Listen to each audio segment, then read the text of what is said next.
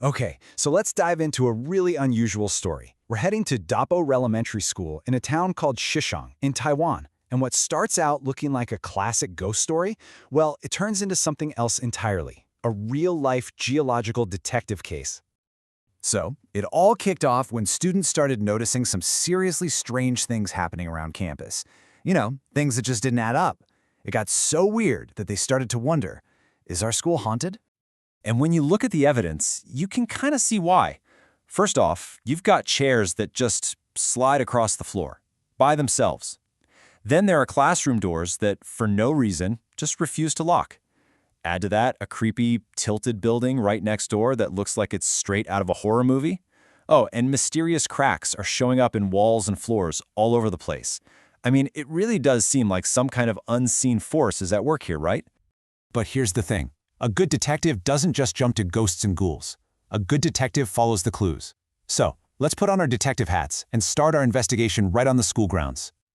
Okay, our first piece of hard evidence is right here on the playground. And it's this slide. But this isn't just any old slide. Students and teachers have noticed that every single year, it seems to get just a little bit taller. It's like something is pushing it up from deep underground. How is that possible?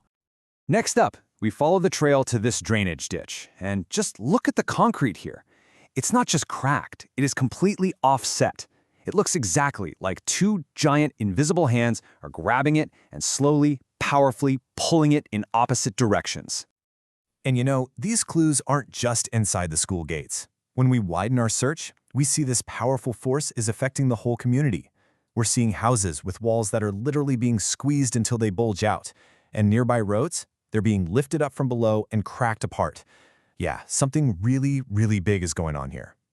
So after piecing all this evidence together, the moving chairs, the growing slide, the cracked roads, it becomes crystal clear. This isn't the work of a ghost. The real culprit is something way bigger and a whole lot more powerful. Meet our perpetrator, the Qishang Fault. It's an active fault line, a massive fracture in the Earth's crust, and it runs directly underneath the school. This is literally where two of Earth's massive tectonic plates are in a constant, slow-motion collision. So check this out. It's like a giant cosmic tug-of-war happening right under their feet. On one side, you have the school's playground, which sits on the Eurasian plate. On the other side, you have the school buildings up on the hillside, and they're on the Philippine Sea plate. And these two are constantly pushing against each other. And get this, the plates are grinding past each other at a rate of about 2 to 3 centimeters every single year. Now that might not sound like a lot, but imagine that immense, unstoppable pressure year after year after year. That's what's pushing up the slide and cracking all that concrete. So you might be wondering, why isn't the whole place just one big disaster zone? Well, that's because Dapo Elementary sits on what's called a creeping fault. Instead of getting stuck and building up all that stress for one giant catastrophic earthquake, it releases that energy slowly and continuously, little by little, all the time. Okay, so we've unmasked our geological ghost. It's a massive, creeping fault line. But that just leads to an even bigger question. What is it actually like to live on top of a force that is constantly reshaping the world beneath your feet? Let's take a look at how this community has adapted. For the students, the fear has totally been replaced by this sense of awe and wonder. It's amazing.